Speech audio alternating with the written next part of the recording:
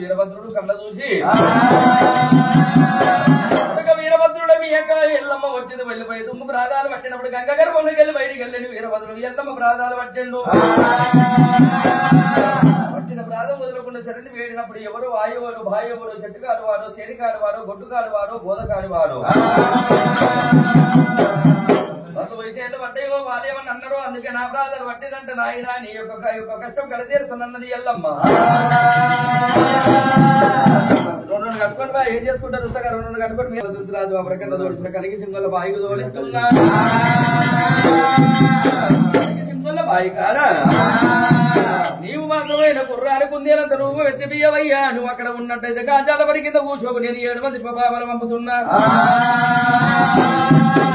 అందులో నీకు నచ్చిన బాలను తెచ్చుకొని లగ్గం ఆడమన్నది.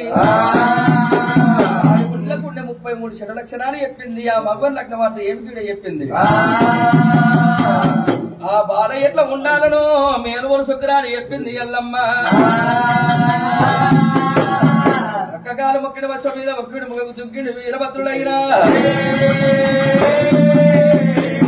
దేవుడు వీరయ్యా.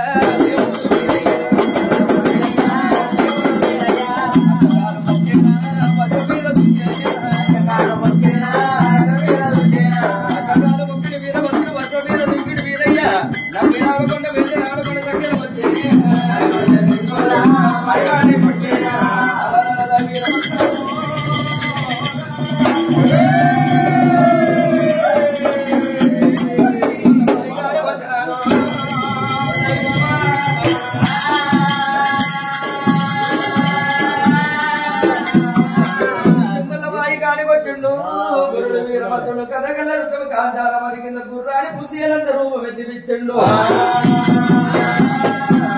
గురుడు వీరభద్రుడు కన్నెబోగుల పుట్టకు లింగాలు చెల్ల వరిసెండు పుట్టకు తలాపి వేసండు మాలారి కళ్ళలాపి నిలవైండు వీరభద్రుడైన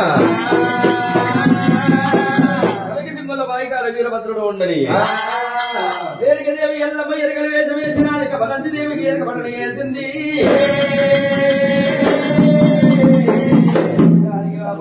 అమ్మవారి అమ్మవారు తీసుకున్నదమ్మవారైనా